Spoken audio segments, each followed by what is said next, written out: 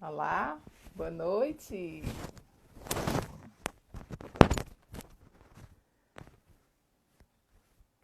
Olá, tudo bem com vocês? Estamos aqui para dar início a esta live Força e Atualidade de Edith Stein. É uma grande alegria estar aqui hoje com vocês. Nós hoje vamos falar sobre o tema da formação da pessoa em Edith Stein. Nós vamos ter como convidada a irmã Adaís Berger, que já está entrando, já vai. Que bom. Vamos aguardá-la entrar. Olá! Olá, Boa noite, irmã. boa noite, como Boa vai? noite, tudo bem? Mais um tema maravilhoso, já estão comentando aqui. Boa noite. Coisa boa. A senhora me ouve bem? Me ouve Muito bem? bem. Você está me ouvindo bem? Sim, eu também. A live mais aguardada da semana. Oh, meu Deus, É isso coisa boa. mesmo. Então, eu vou lhe apresentando aqui. Eu Uhum, espero que vocês estejam nos ouvindo bem. Todos estão nos uhum. ouvindo. Dá uma mãozinha aí, diz aí, confirma se estão nos ouvindo. Todos bem? A Cecília entrando, se estão todos nos vendo. Eu vou lhe apresentando aqui, tá? Porque essa hora vai voar, já estou vendo. E a irmã Adaí, pessoal, já teve um dia muito intenso hoje. Já é uma grande graça ela ter topado fazer essa live aqui conosco. Um Que bom prazer. que as pessoas estão nos ouvindo. Estão com saudade da senhora aí falando. Então, já vou advertindo aqui que a irmã daí já teve um dia muito intenso, então ela vai poder ficar conosco essa live, tá? 1 hora e a gente vai aproveitá-la aqui bem. Então, eu já vou lhe apresentando para enquanto o pessoal é gostoso ver as duas juntas, é uma delícia, eu também estou amando. Ah, que Uma lindo. querida, uma querida.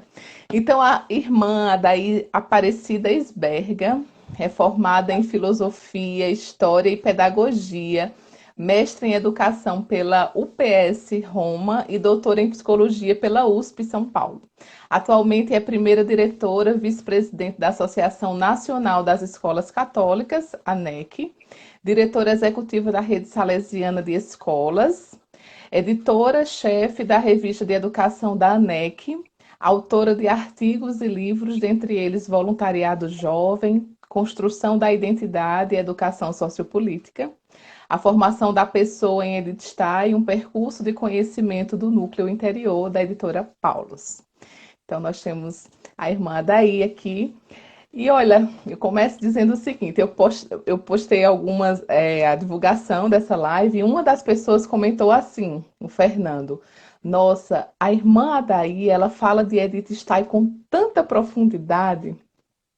E eu respondi assim, sim, como duas grandes amigas. Então, nós estamos aqui, irmã, daí, claro que nós vamos falar sobre a sua obra, sobre o tema. Nós queremos ouvir a doutora, queremos ouvir a irmã da Rede Salesiana, a vice-presidente da ANEC, mas, acima de tudo, nós queremos ouvir a amiga de Edith Stein. É um grande privilégio ter alguém que transmite para nós uma amizade tão grande, assim, faz Edith Stein ser tão próxima de nós, né? Então eu tenho a honra de estar hoje aqui com uma amiga de Edith Stein. Então, muito obrigada por ter aceito o convite e estamos aqui. É... Bem, agradeço essa oportunidade, este convite. Inicialmente é que eu tinha uma outra live também hoje, estava coincidindo, então por isso que não disse na semana passada, mas aí consegui trocar o horário, vai ser amanhã. Então, deu tudo Uhum, certo para estar aqui muito hoje. bem. E é uma alegria estar aqui com você, que a gente já se conhece há bastante tempo, né? E uma pessoa tão Uhum. entusiasmada, alegre, feliz, isso também nos encanta muito. Que bom.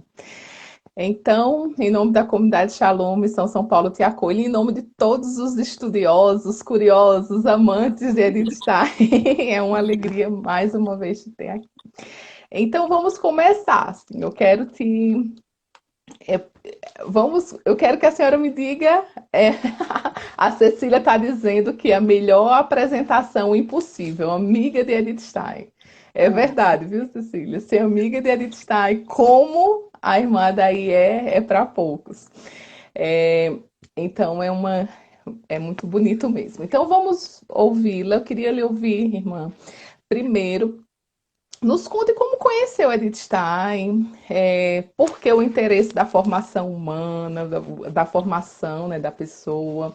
Fala um pouquinho pra gente, assim, eu quero lhe deixar falar, assim, a noite toda, assim, é muito bom lhe ouvir, então Bom, fique à falar da vontade. Edith Stein é um prazer imenso, porque acho que foi um presente mesmo que Deus deu na minha vida. A Edith Stein transformou a minha vida, né, assim, de um jeito muito profundo, e foi um presente mesmo. Eu morava em Roma, estudava em Roma, quando a Edith Stein foi canonizada, né? E eu participei da canonização dela na Praça São Pedro, aí nós ganhamos esse livro aqui, lá, né?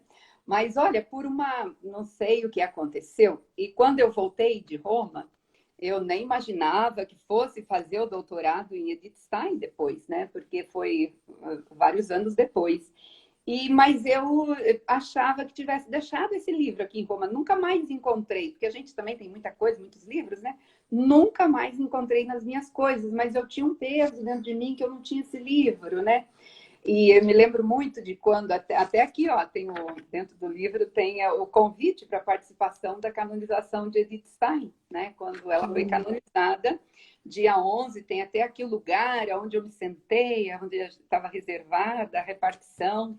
E aí, depois que eu terminei o doutorado, eu encontrei esse livro. E nada é por acaso, né? Acho que, assim, desde que eu comecei, eu queria sempre estudar a formação da pessoa. Mesmo quando eu fiz o mestrado em Roma, meu interesse sempre foi pela formação da pessoa, porque eu sou educadora. E eu queria entender assim, mas o que é que nós precisamos mesmo fazer para educar um ser humano, né?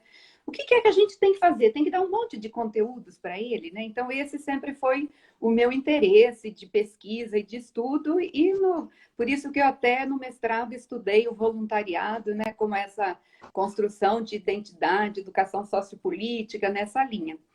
Depois, bom, como eu sou irmã, sou religiosa, né? Então eu ia fazer o doutorado e eu ia estudar Kohlberg, Piaget, Vygotsky, Vallon, esses teóricos, né? Assim, da educação.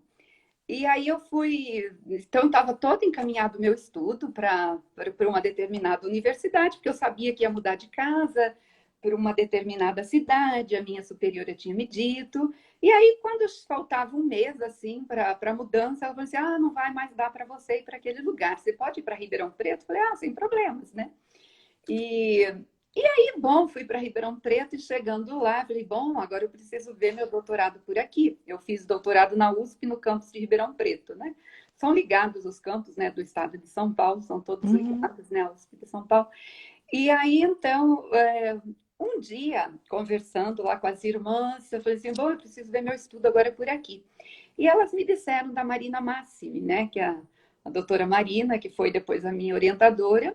E um dia a Marina foi na minha escola e eu avisei para as recepcionistas da escola, olha, quando a Marina chegar, vocês me chamem que eu quero me apresentar, também conhecê-la.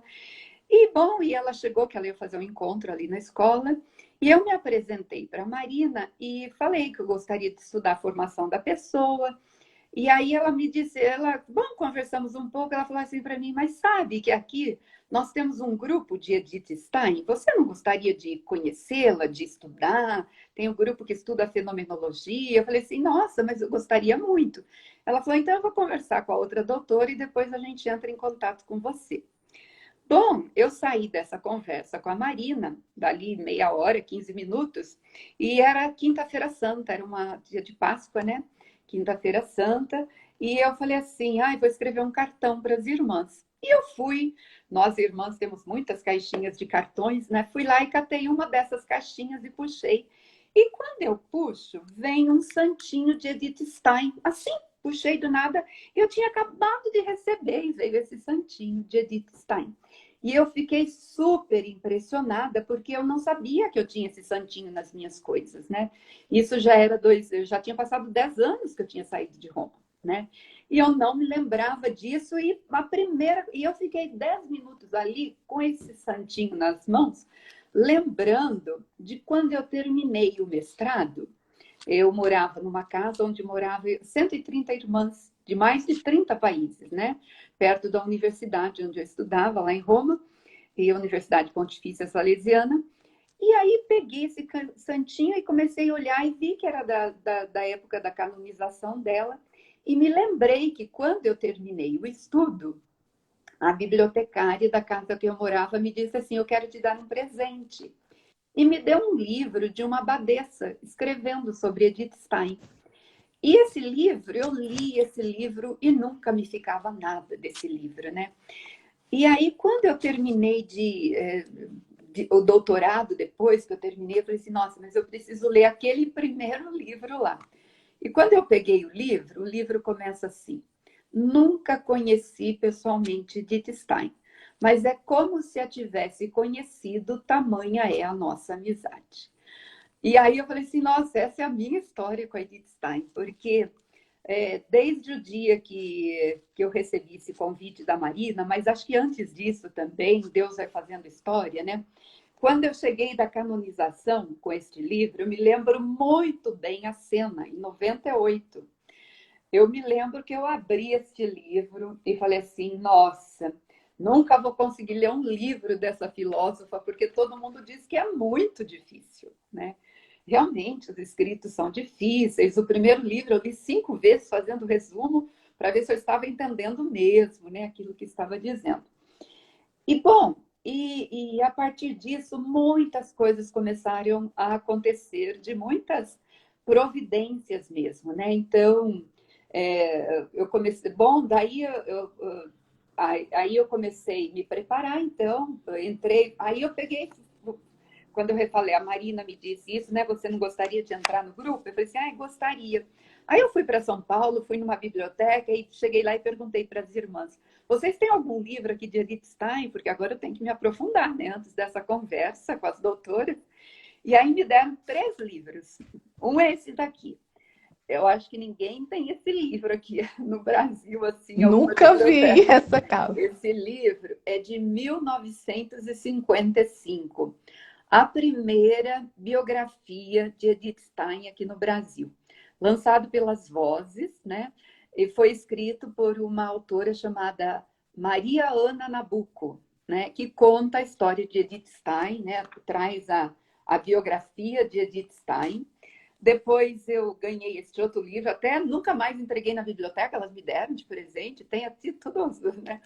Depois me deram este outro aqui, que era Edith Stein, que é de uma livraria lá do Vaticano, que é do Hélio Constantini, foi o tradutor da tese de Edith Stein para o italiano, né? E depois me deram este outro livro aqui, de Edith Stein, que é da irmã Jacinta Turolo Garcia. Eu cheguei na minha comunidade com esses 3 livros, foi muito interessante, que eu sentei à mesa junto com as irmãs e fui abrindo esse livro e falei assim, pensando alto, né? Falei assim, nossa, quem será que é essa irmã Jacinta Turolo Garcia? E a irmã que estava do outro lado assim da mesa disse assim, ela é da congregação da minha irmã. E essa irmã, a irmã Donância, ela tem uma irmã que foi madre geral das irmãs apóstolas e morava em Roma. E a irmã Jacinta também morava em Roma nesta época. Agora ela mora de novo, mas depois ela voltou para o Brasil e retornou. E essa irmã, por conta dela, sem eu saber, no mesmo dia escreveu para a irmã dela em Roma. A irmã dela escreveu para a irmã Jacinta no mesmo dia. E a irmã Jacinta escreveu para a irmã Donância da minha casa no mesmo dia, dizendo assim, tem uma irmã aí que quer me conhecer, passa meu endereço para ela. Aí demorou uns 2 dias, que eu tinha muito trabalho na escola, né? Eu escrevi para essa irmã da irmã Donância, que morava, para a irmã Jacinta, que morava em Roma, tinha um contato, e falei, irmã Jacinta, eu sou irmã da Ir, sou salesiana, e eu gostaria muito de estudar a formação da pessoa. Quem sabe em Edith Stein, né? Aí ela me retornou assim, eu sou doutora na formação da pessoa em Edith Stein. Em setembro, vou estar no Brasil com a maior especialista do mundo em Edith Stein. Nós vamos dar palestras em vários lugares no Brasil, mas nós vamos dar um curso na PUC de Curitiba. Quem sabe você pode participar, tal, tal. Eu falei assim, vou ver se me organizo, tal. Bom, aí chegou o dia que eu fui naquela reunião na USP com a doutora Marina e com a doutora Carmen, né? Hoje nós somos amigas, mas naquele tempo era uma relação muito de professor e aluno, né? De pessoa que gostaria de entrar na universidade para fazer o doutorado. E, bom, quando eu cheguei, aí fui lá para essa reunião com a Marina, com a Carmen, fui muito bem recebida, fui acolhida no grupo de estudo, e aí um dia a Carmen me disse, sabe que vai ter um curso em Curitiba? Para gente, para tratar de Stein, né? Eu vou dar uma palestra lá, participar de uma mesa redonda. Eu falei, eu recebi também, a irmã Jacinta me falou, recebi esse convite. Quem sabe eu estou tentando me organizar, quem sabe eu possa ir. Era diretora de escola, com muito trabalho, né? Chegando, primeiro ano na escola. Mas aí me organizei para ir. A doutora Carmen se organizou, chegamos no aeroporto. Ela não sabia que eu ia, eu não sabia que ela ia, né? Chegamos no aeroporto, bom, estamos no mesmo voo. Quando a gente entra no avião, estamos no mesmo, do lado de poltrona.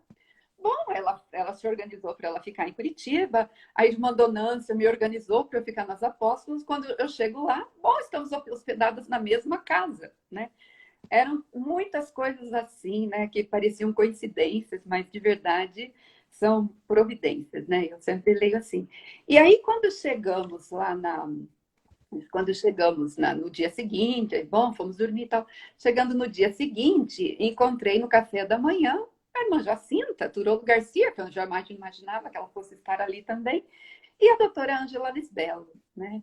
E eu fiquei muito surpresa e comecei a conversar. E um dia, então, aí nós ficamos todo o trajeto, íamos juntas, né, para a PUC, onde aconteceu o curso. E um dia eu falei, Ângela, sabe que me acontece isso, isso. Fui contando muitas outras situações que estavam acontecendo, né, com a Edith Stein.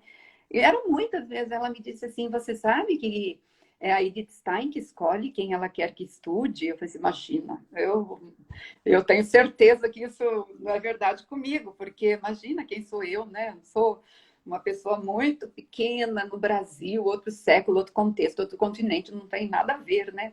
Mas depois o tempo foi me confirmando que isso era uma verdade, né? Eu sinto que isso é uma verdade. Muitas coisas aconteceram. E quando eu terminei o estudo, né? Quando eu terminei o estudo, eu falei assim, e aí a Edith Stein se tornou uma amiga. Tudo que eu precisava eu pedia para ela, né? Eu não entendi um texto e eram muitas coisas assim de coincidência. Que livro que eu vou estudar? E eu tinha que pedir livros. E que língua? Eu sabia o italiano, sabia bem o italiano, que tinha morado lá na Itália. E a Ângela me disse que a melhor tradução era italiana, né? E eu não sabia o alemão, né? Então, comecei a estudar pelo italiano e que aí me deu muito certo. E que livro que eu vou pedir? Vou pedir tal livro. E era justamente o livro que eu tinha que ler, né? Quando tinha alguma pessoa voltando para o Brasil, pedia para me trazer, era justamente o livro que eu precisava. Mas quando eu terminei o estudo, eu disse assim, Edith Stein, se por acaso, porventura, algum dia eu for convidada de novo para ir para a Itália, eu vou pedir para conhecer seus lugares. Não demorou uma semana, veio o convite para eu ir para a Itália, né? E aí, assim, foram 9 irmãs do mundo convidadas para ir realizar um trabalho na Itália e ia ficar lá um mês, né? E, e aí eu tinha que pedir para minha superiora para ir para a Itália, porque nós, irmãs religiosas, não temos essa liberdade de viajar, né? Não temos salário para isso, então era bem complexo, né? Mas eu falei com a minha superiora, ela me disse assim, vá fazer uma peregrinação. E essa peregrinação aconteceu, aí eu fui combinar, falei assim, combinei um dia com a minha orientadora pedagógica da minha escola, falei assim, Luísa, você que vai sempre para a Alemanha, me ajuda aqui a comprar passagem de trem, ver onde que eu vou ficar na Alemanha. Ela me disse assim, mas para onde que você quer ir na Alemanha? Eu disse assim, bem, a Edith Stein estudou em Göttingen, mas ela morou em Speyer. Ela falou assim, Speyer? me olhou bem assim, ela tinha uma prima que morava em Espanha, né? E a prima dela tinha uma filha que um mês antes tinha vindo na minha escola para fazer estágio e ficou 15 dias. Mas ela só dizia Alemanha, Alemanha, a gente só falava Alemanha, né?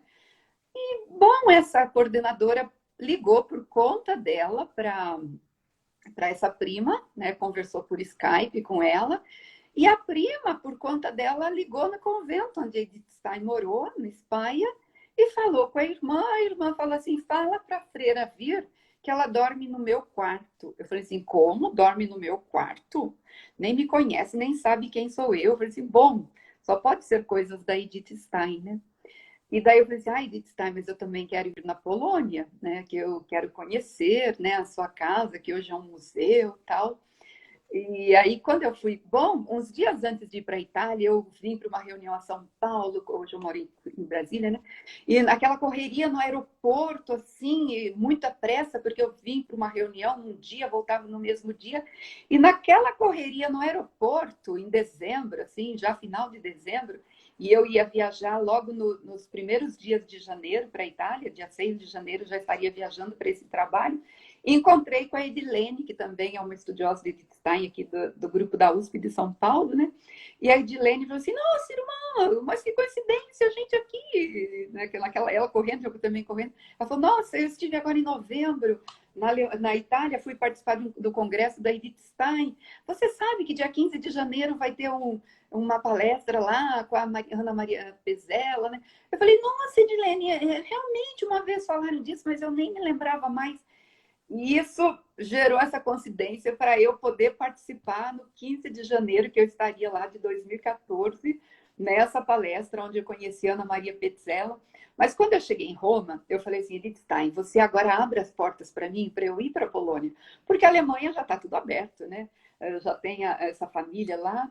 E quando eu chego no aeroporto, chego em Roma, no aeroporto de Roma, tem duas irmãs me esperando e tem uma de braço aberto, bem feliz, e me diz: bem-vinda, eu sou Caixa da Polônia. Eu falei: o quê? Ela falou assim: eu sou da Polônia. Eu falei assim: nossa, mas eu quero muito ir na Polônia. E ela me disse, e aí comecei a contar para ela que eu era estudiosa de Wittgenstein e tal. E ela me disse: nossa, mas nós temos uma casa das irmãs salesianas e fica a 10 minutos da casa de Edith Stein, né? Bom, eu fiz essa peregrinação. É uma viagem que eu ficaria aqui um dia inteiro contando. Foi de muita comunicação com a Edith Stein. Eu já voltei 3 vezes para a Alemanha sem organizar nada. E eu tenho certeza que a Edith Stein organizou tudo para mim. Foi uma comunicação muito intensa. Tenho muitos fatos, muitos relatos. Vou contar só um muito rapidamente, né? Quando eu estive... Bom, as irmãs organizaram tudo para eu conhecer lá na Polônia. Fui em muitos lugares, e as irmãs me levaram para Częstochowa, me levaram também para Waldowice, os lugares do João Paulo II, me levaram também lá na igreja, na Basílica da Irmã Faustina, e todos os lugares de Edith Stein, né? Mas quando eu fui no campo de concentração, eu queria muito ver alguma coisa de Edith Stein nos campos de concentração, né? Achava que eu fosse encontrar, eu tinha certeza absoluta que eu ia encontrar Edith Stein de carne e osso quando eu estivesse lá. E eu realmente encontrei, né? Encontrei e foi uma vivência que me marcou muito, demais mesmo. E quando nós, bom, fomos primeiro para Auschwitz, mas eu queria ir em Auschwitz-Birkenau, onde ela morreu. E ali em Auschwitz tem muitos lugares para visitação, muitos galpões, né? Visitamos muito, muito aquelas cenas do horror, aquela coisa impressionante mesmo. Mas quando as irmãs falaram: então vamos para o outro campo, né? Ali naquela cidade tinham 3 campos. Vamos para o outro campo, para Auschwitz-Birkenau? Eu falei: vamos.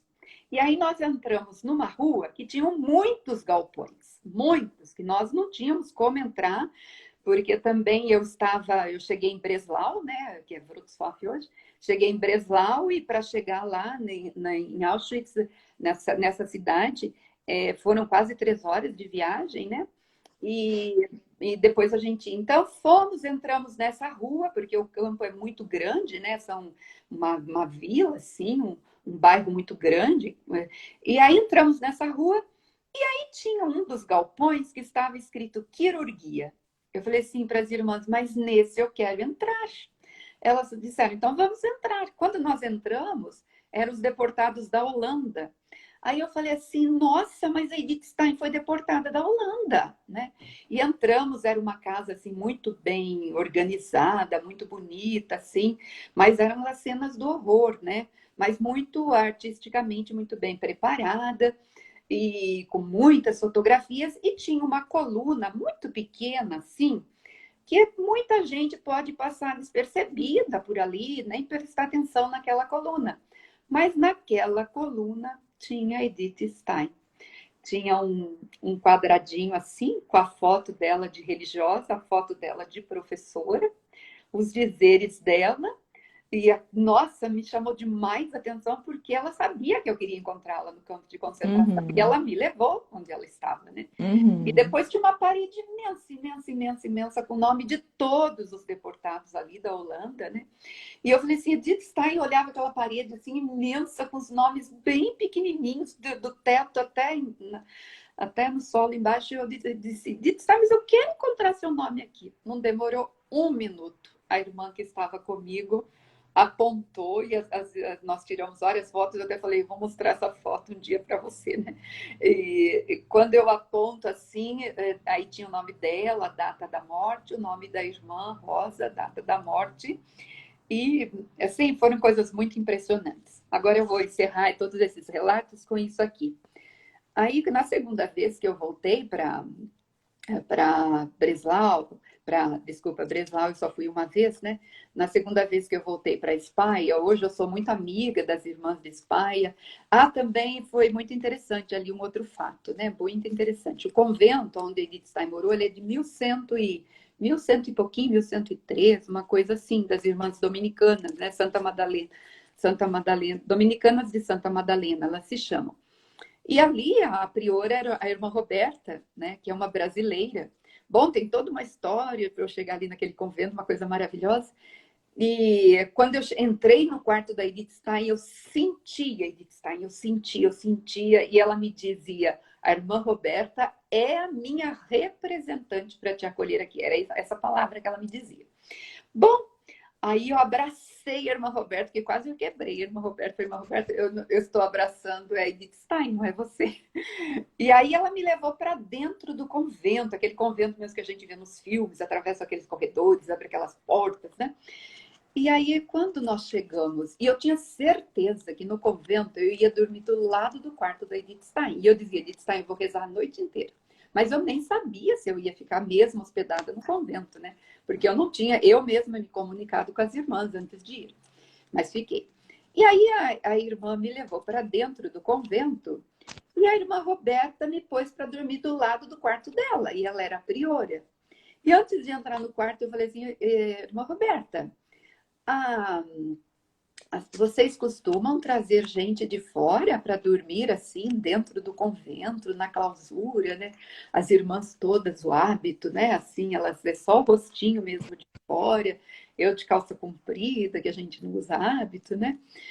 Vocês costumam trazer gente de fora, assim, dentro da clausura, né? Porque não é normal, né? Elas disseram, não, nós não trazemos. Eu disse, nossa, então é um privilégio eu estar aqui dentro? Ela disse, é um privilégio. Eu disse, irmã Roberta, eu tinha certeza antes de vir aqui que eu ia dormir do lado do quarto da Edith Stein.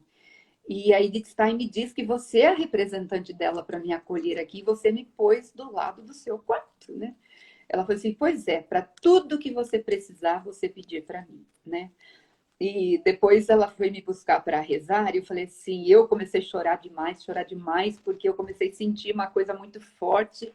E dentro da capela eu falei assim, Edith Stein, se é você mesma que está me recebendo aqui, que alguém me dê um abraço, que eu sinta que é seu, né? E aí, quando terminou a oração, a irmã Roberta me chamou, eu falei, vamos que nós vamos cumprimentar a Madre Geral. Eu falei assim, nossa, a Madre Geral? Ela falou assim, aqui é a nossa casa principal, né? E a irmã fala pouquíssima coisa em português, né? Mas ela sabia falar bem-vinda. E ela falou bem-vinda e me deu um abraço muito forte que eu senti que era o abraço da Edith Stein. E na segunda vez, bom, aí teve uma comunicação de muitos dias, né? Na segunda vez, quando eu voltei, a irmã, elas me mostraram muitas coisas de arquivo geral, coisas mesmo de, coisas muito especiais mesmo de, como se chama mesmo, dos estigmas. Teve uma irmã que morou lá, que era uma postulante, ela recebeu estigmas.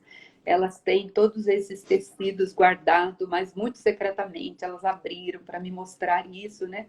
É uma pessoa que o túmulo na cidade é muito visitado, que as pessoas conseguem muitas graças.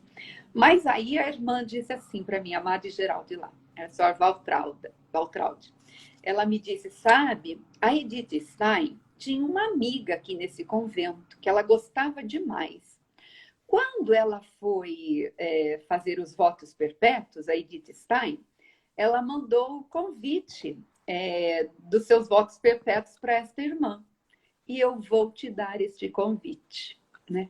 E então ela tirou do arquivo geral este convite, é esse aqui, a Edith Stein, que mandou para a amiga dela, né? Então aqui tem, aí eu pedi para a irmã Valtraud escrever aqui realmente que você está me doando isso, porque isso aqui é uma relíquia muito grande, né? Aí ela me escreveu aqui que estava me doando, e aqui atrás tem o dia, né, direitinho, que a Edith Stein foi, talvez não dê para vocês lerem aí, né? Mas o dia que a Edith Stein foi fez os votos perpétuos, né? Então, aqui a data é 1º de maio de 1938, né? Aí tem o nome do Carmelo e tal, né? Então, Teresa Benedita da Cruz, né? Então, ela era a única coisa que elas tinham assim. Isso daqui esteve nas mãos da Edith Stein, né? E hoje está aqui comigo. Nossa, deixa eu pegar. Todo mundo querendo pegar agora. Mas, irmã, daí que riqueza. Tem só uma outra coisa que nós vamos terminar para entrar na formação. Aí as irmãs da Alemanha vieram aqui, na minha casa, né, me visitar e me trouxeram uma outra relíquia, né? Que é isso aqui que eu vou mostrar para vocês, né? Que fica aqui no meu quarto. Meu quarto, se vocês olharem aqui a minha mesa, ela é cheia de Edith Stein, né? Porque realmente ela é minha amiga mesmo, né? O meu quarto é um santuário de Edith Stein, né? E eu tenho muitas histórias assim, mas isso aqui são sinais que eu falo assim. O que é a fenomenologia na vida de uma pessoa? Irmã, daí agora, já que a senhora mostrou sua mesa, eu fiquei sabendo ontem que aí tem uma foto minha também. Tudo bem que a Edith Stein é muito especial, mas eu quero ver minha foto aí na sua. Eu fiquei tão feliz. Olha ali, irmã Jacinta. Meu Deus, que vergonha. E a Lisbelo, o quê? O Padre Márcio, a Joelma e a senhora. Que coisa linda. Aqui na minha mesa de trabalho, tá vendo? Que coisa linda. Uma das coisas que eu tenho certeza é que a Edith Stein une demais as pessoas. Né? Ela nos uniu aqui no Brasil, porque nós somos um grupo, apesar de nos encontrarmos às vezes, poucas vezes, mas a gente se quer muito bem, né? A gente tem um carinho imenso, uma pela outra, um pelo outro, a gente é Deus que nos aproxima, né? Isso, que a Edith Stein fecunde cada vez mais a comunidade steiniana no Brasil, né? Que nada nos separe, nada nos divida. Tudo então, isso por causa da amizade, né? Isso. Então, deixa eu só situar aqui quem chegou depois, né? Eu desabilitei aqui os comentários, porque a irmã daí estava contando um pouco da trajetória dela, da amizade dela com a Edith Stein. Então, antes de ouvir a doutora, a salesiana, a gente queria ouvir realmente esse relato de amizade, né, de Edith Stein. E foi muito bom, muito rico. Então eu desabilitei porque os comentários estavam chegando e a gente queria parar para lhe ouvir realmente. Daqui a pouco eu habilito os comentários, se vocês quiserem falar mais alguma coisa, perguntar. Mas eu só queria fazer um parêntese, né, para quem... esse local que a irmã daí esteve em Speyer é um mosteiro dominicano que Edith Stein morou como leiga, né, na Alemanha. Ela, após a conversão dela e antes dela entrar no Carmelo, passaram-se 12 anos, né? Só que aí, 8 anos, de 8 ou 9 anos, ela mora como leiga nesse convento dominicano. Lá tem o quarto dela. Eu tive a graça também de conhecer esse local, é maravilhoso. A priora lá é brasileira. Tem duas irmãs que já moraram, porque elas têm uma casa de missão no Acre. Então, elas falam português. Tem 3 ou 4 lá que falam português fluentemente. É uma grande graça. E, e e de lá, o grande privilégio para quem estuda educação em Edith Stein, é de lá que ela produz a maior parte da obra pedagógica dela, né? Os escritos da mulher, as conferências, era de lá que ela partia para fazer suas conferências pela Europa, né? De lá ela depois muda para Münster, né? Que ela vai dar o curso, a estrutura da pessoa humana, mas ela passa um período muito, muito forte. Quando ela conhece a obra de São Tomás de Aquino, ela traduz a obra de São Tomás, a, né, as questões da verdade, lá do latim para o alemão. Então é Muitas lá que ela. daquelas fotos, ela no jardim é ali. Isso. Então, assim, lá é o momento em que ela vai mergulhar realmente na vida pedagógica mesmo, como ela se torna um grande referencial de educadora católica, né? O pós-conversão é ali que ela aprofunda a fé, morando como leiga com essas irmãs dominicanas, que estão lá até hoje. Então, o espaço é um espaço muito, muito bacana, que elas transformaram meio num museu, tem locais mesmo de visitação mesmo. E é uma grande alegria que a senhora. Só que a senhora chegou profundamente dormindo lá, né? Então as pessoas E hoje eu conhecem um falo pouco. todo dia com as irmãs de lá. Virou amiga mesmo. Então, que maravilha. Mas vamos lá. A senhora começou falando que Edith Stein era uma pessoa. A senhora achava que nunca ia conseguir estudá-la porque ela é muito difícil. Todo mundo fala que ela é muito difícil. E como foi que essas barreiras foram caindo? Essa questão da fenomenologia, até o nome já é difícil falar, né? A gente tem que se concentrar para não embolar a língua, né? Então, a fenomenóloga, da fenomenologia. Como falar de fenomenologia de uma forma acessível para pessoas que às vezes não estão habituadas com o repertório, com a linguagem, que não conhecem? Como é que a senhora foi se transformando, né, como boa pedagoga que essa adequando as linguagens para fazer a fenomenologia de Edith Stein ser mais acessível para as pessoas, para a senhora mesma Marina, e para as né? pessoas. A Marina até me dizia assim, daí você tem que traduzir Edith Stein para os educadores numa linguagem simples, fácil, né? Uhum. Para que eles possam. Então, a fenomenologia, basicamente, né, usando os dois passos dela, né, como que eu vou, às vezes, apresento para os educadores, né, porque eu acredito muito nesse método mesmo. Então, a Angela Lisbello escreveu aquele livrinho, né, a Introdução à Fenomenologia, explica ali bem os dois passos, né? Então, o primeiro passo é a redução eidética, né? Então, fazer eidos, né? Então, a eidética vem de eidos significa ideia. Quando a gente traduz ideia para o latim, significa essência. Então, ela diz assim: nós temos que buscar a essência do fenômeno que se mostra, né? Então, o fenômeno é tudo aquilo que se mostra. O aluno na sala de aula é um fenômeno para o educador, né? Então, buscar a essência, quando a gente traduz essa essência para o português, é buscar o sentido do fenômeno que se mostra. Ou seja, o educador, ele precisa. Então, eu sempre falo assim para os educadores, né? Que quando a criança chega na sala de aula, né, às vezes. Só vou terminar aqui o conceito, né? Então, buscar o sentido do fenômeno que se mostra por ele mesmo, né? Então, afastar todas as teorias, todos os juízos que nós temos, todas, né? Às vezes, os preconceitos que nós temos sobre algo, para buscar fazer o processo da epoqué, para buscar o fenômeno a partir dele mesmo, né? Deixar com que o próprio fenômeno se mostre quem ele é, né? Então, eu falo assim para os educadores, né? Para ficar numa linguagem bem... Aí a gente vai criando exemplos, né? Então, por exemplo, às vezes quando a gente vai receber um aluno na sala de aula, né? Isso é muito comum nas escolas, né? Então, vem lá a professora do quinto ano, do quarto ano e fala para do quinto: ah, você vai receber o fulaninho lá na sua sala de aula. E você vai ver esse fulaninho como dá trabalho, ele me deu tanto trabalho. E a hora que você conhecer a família dele, então você vai perceber. Então, e essa educadora, que é uma fenomenóloga, ela vai dizer assim: não. eu quero conhecer o fulaninho que vai chegar na minha casa por ele mesmo. Eu quero que ele conte para mim quem ele é, né? Porque as pessoas também mudam, né? Então eu quero que ele relate para mim quem ele é.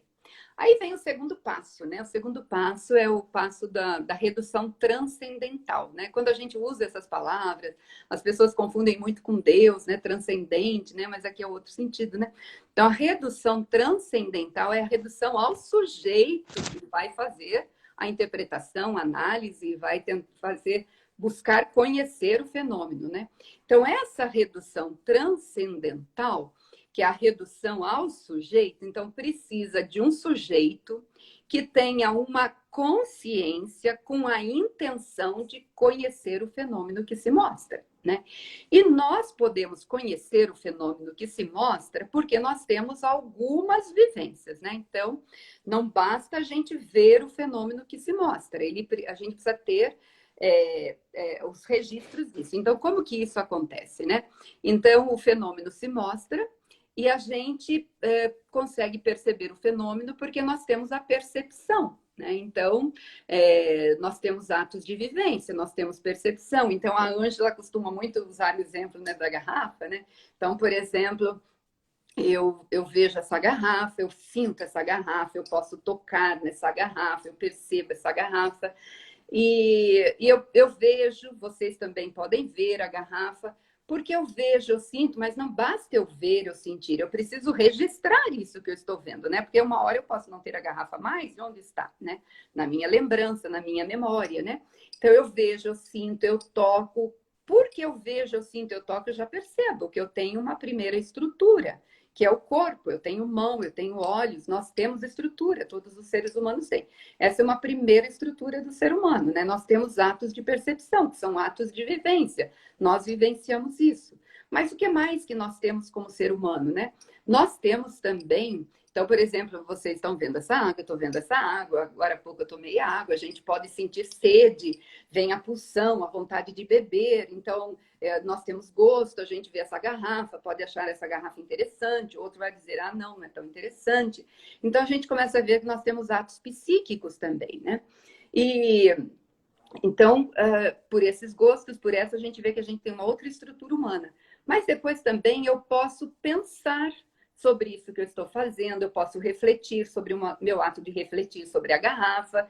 Então, nós temos outros atos de vivências, né? Outras experiências que são chamadas, que aqui, por esses atos de vivência, essa consciência, essa capacidade de pensar, de decidir, de tomar decisões, né? Então, alguém pode virar água aqui e falar assim, ah, mas agora eu vou parar aqui a palestra, eu vou lá buscar um copo de água para eu beber, mas ele falou assim, ah, não, mas eu vou esperar terminar aqui, depois eu vou, então eu faço ajuizamentos, eu tomo decisões, então nós temos uma outra estrutura humana que é o espírito, né?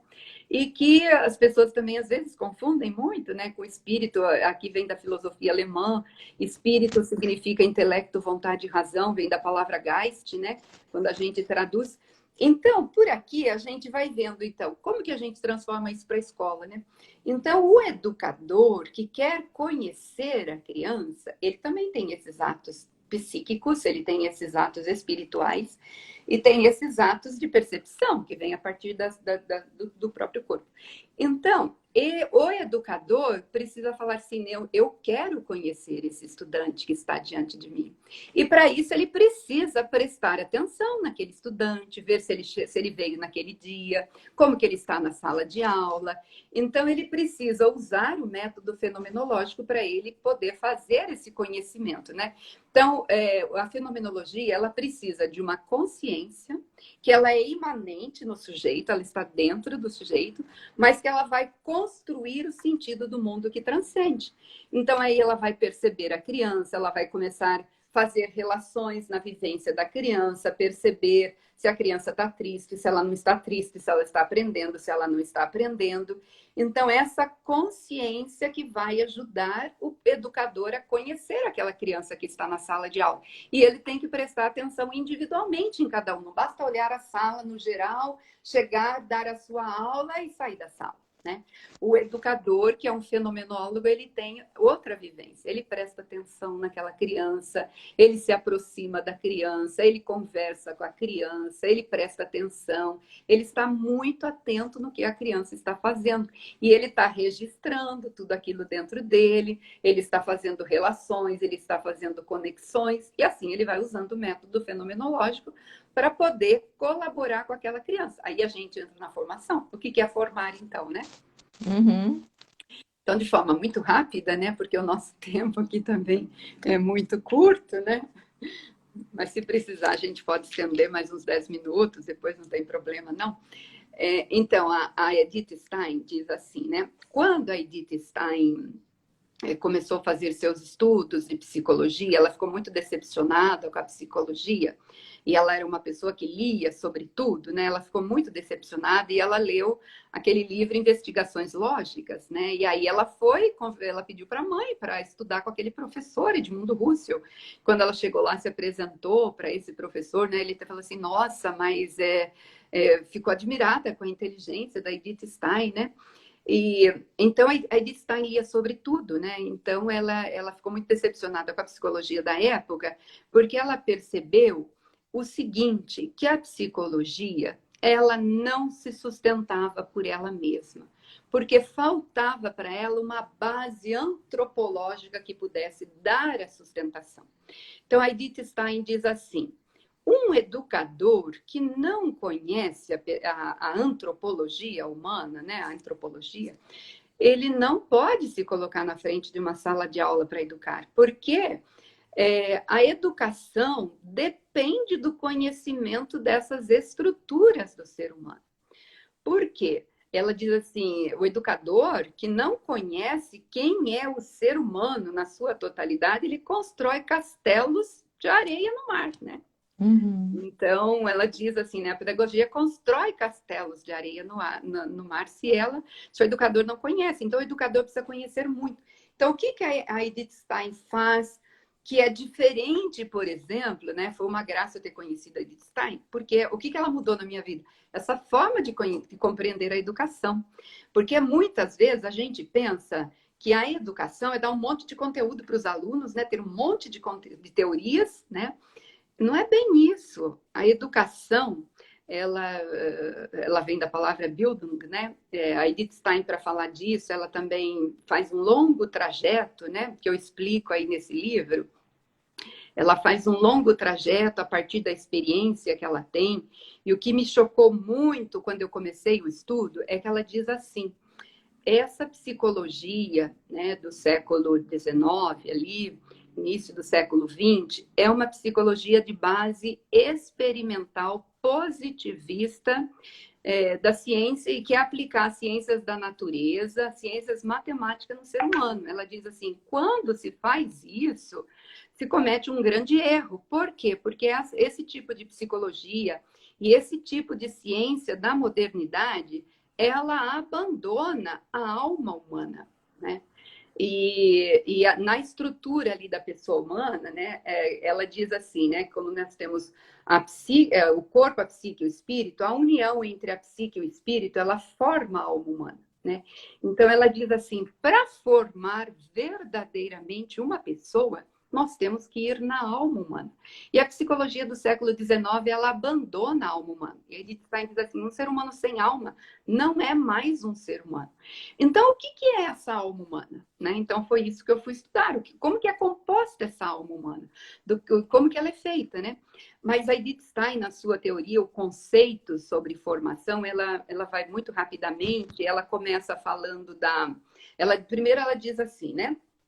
Que a formação vem da palavra Bildung, né? Ele é um processo de desenvolvimento da personalidade mesmo, né? Então, ela vai dizer assim, a formação, vou pegar até aqui, a formação é um processo de crescimento que acontece de dentro para fora, mas precisa de determinados agentes para ajudar a pessoa a se tornar aquilo que ela nasceu para ser, que é aquilo que está na sua base ontológica, né? Então, ela faz todo um estudo sobre a ontologia da matéria, a ontologia da forma, para explicar o conceito da formação. Então, ela vai dizer que a matéria, para existir, ela precisa, né? A matéria pode ser a matéria do corpo humano também, né? Ou outras matérias. A matéria, para existir, ela precisa ser preenchida por uma forma. Então, ela diz assim, a forma não existe antes da matéria, nem a matéria antes da forma. Então, essa forma penetra a matéria, e quando ela penetra a matéria, ela vai dar vida para a matéria, né? E aí ela faz com que essa matéria se torne uma matéria vivente. O Aristóteles, a Edith Stein seguia Tomás de Aquino, que Tomás de Aquino seguia Aristóteles, né? Então, Aristóteles vai dizer assim, essa forma que penetra a matéria, ela é uma inteléquia, né? O que é inteléquia, né? É essa forma interior que está em constante desenvolvimento, né? O Tomás de Aquino vai dizer assim, essa forma que preenche a matéria, ela é uma substância, né? Ela é uma forma substancial. Ela é a alma. E aí Edith Stein vai dizer assim, essa forma que penetra a matéria, ela é uma força vital. Quando essa força penetra no corpo humano, ela faz com que o corpo humano se torne um corpo vivente. Ele se torne um organismo, né? Mas ela diz assim, porém, essa forma que entra dentro dessa matéria, ela é uma potência. Aí vem o conceito de potência ato de Aristóteles, né? Ela diz assim, essa forma, ela é uma potência. Ela precisa ir sempre se desenvolvendo, né? Para ela se tornar, então, tudo aquilo que está na sua base ontológica e é um processo gradativo que vai aos poucos até atingir o seu telos, ou seja, aquilo que está lá na sua estrutura. E esse desenvolvimento ele vai se dando segundo a espécie da matéria. Então, por exemplo, se é uma planta, né, se é um flamboyant, ele vai se desenvolvendo de forma cada vez mais constante para ir se tornando esse flamboyant. Se é um animal, então, por exemplo, se é um gato, ele vai se desenvolvendo para se tornar um gato e no desenvolvimento não se torna um cachorro, por exemplo, porque ele vai seguindo a sua estrutura interna, né? E ela diz assim, então, a formação vem de que palavra? Vem da palavra forma. Né? É dessa forma interior, que é essa inteléquia, que está em constante desenvolvimento dentro da pessoa. E esse desenvolvimento, então, não é só dar conteúdos para as pessoas, né? Então, por exemplo, às vezes você pergunta para um educador, né? O que você faz com o aluno na sala de aula? Dou bastante conteúdo para que ele seja bem competente. Dar conteúdo é uma estratégia, porque o que o educador vai fazer? Ele faz com que a pessoa se desenvolva para se tornar aquilo que está lá na sua propriedade. Então, já foi falado aqui na live passada, a Úrsula falou de uma forma brilhante sobre a questão do núcleo, né? Então, ela diz assim, no centro da pessoa humana, no centro da alma tem o núcleo da pessoa, que é um núcleo imutável. Mas ele é um núcleo que precisa desabrochar. Até a palavra é isso, desabrochar, né? E o que tem dentro dessa alma humana? Então, ela diz assim, olha, a formação, então, ela precisa estar condizente com a estrutura da pessoa. E a pessoa tem que ser compreendida na sua totalidade. Quem é a pessoa? O que nós temos que ajudar a formar? Nós temos que ajudar a formar a pessoa, de forma compreensão antropológica da pessoa. Então, a pessoa tem corpo. O corpo nosso não nasce do jeito que nós somos hoje. A gente precisa de muitos nutrientes para esse corpo se desenvolver, né? A criança não começa comendo macarrão, porque ela não tem todas as estruturas prontas, mas também ela não pode tomar leite a vida inteira, porque ela tem que desenvolver todas as estruturas. Uma coisa muito interessante que eu aprendi com a Edith Stein é sobre a nossa força, nossa energia. Eu posso ser pequena, magra, mas eu tenho muita força. Por quê? Porque minha mãe desenvolveu muito a minha força, né? Então, a força também se desenvolve, né? Então, a gente precisa ir trabalhando com a criança desde pequena para desenvolver a força, porque é a força física que ajuda no desenvolvimento da força intelectual. Uma pessoa que é muito né, muito lenta para fazer as coisas, que não é porque não desenvolveu a sua força, né? Então, por que que a gente vai em academia? São nutrientes que a gente dá para o desenvolvimento do corpo, os alimentos, os tipos de vitaminas que nós tomamos. A mesma coisa que a gente faz com o corpo, né? Aqui nós estamos tendo que falar muito rápido por causa do tempo, a gente tem que fazer com a alma. Então, a gente conhece que o corpo tem rim, fígado, bexiga, cérebro, que a gente precisa dar nutrientes para o desenvolvimento de todos esses órgãos. A mesma coisa nós temos que fazer com a alma humana. Mas como é constituída a alma humana para eu saber que nutriente que eu tenho que dar para ela, né? Então, a alma humana, ela é constituída de muitas coisas, de muitos órgãos, assim como é constituído o corpo humano. E vai terminar nosso tempo, né? A senhora disse que tem 10 minutos, um pouquinho mais. Ó, nós teríamos aqui para acabar 5 minutos. Tá. Aí, se tiver, os Se as comentários pessoas estão. tiverem interesse, a gente continua mais 10 minutos, 15. Pronto.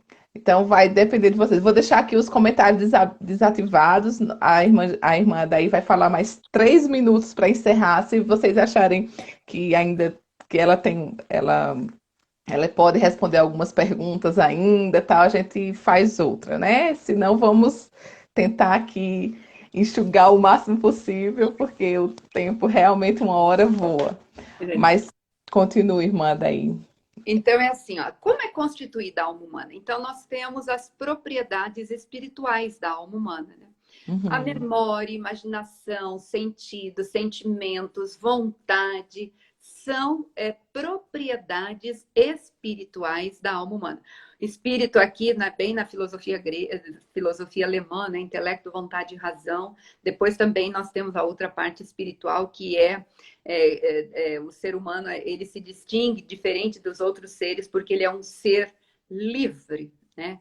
Ele tem essa questão da liberdade que está ali dentro da alma humana. Mas, então, a imaginação, a memória, ela é potência também dentro de nós. Então, na sala de aula, os educadores precisam trabalhar com isso, para ele ajudar no desenvolvimento da memória, né? Então, quando a gente dá, por exemplo, para a criança, por exemplo, a gente vai trabalhando fatos históricos, não é para decorar só datas, mas é para que a gente saiba fazer a sequência do tempo, compreender o presente, o passado, o futuro, as consequências disso, para depois poder fazer as análises críticas.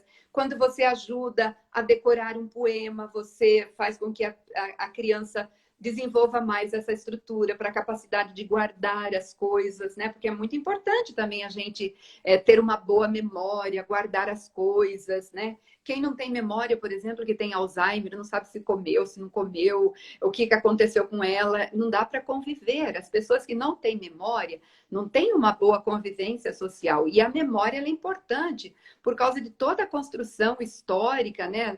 A questão das tomadas de decisões que a gente tem que fazer. A mesma coisa com a imaginação. A imaginação, tudo que nós temos de desenvolvimento é fruto da imaginação humana, essa capacidade maravilhosa, mas também isso se desenvolve. Na sala de aula, os educadores têm que trabalhar para esse desenvolvimento, assim como da vontade. A vontade, a gente trabalha a vontade para quê?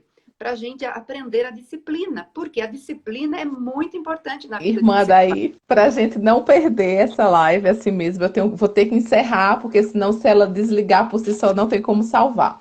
Então, eu vou interromper, a gente entra daqui a 2 minutinhos, só para dar tempo de alguém que ir ao banheiro e eu conseguir salvar também aqui a live.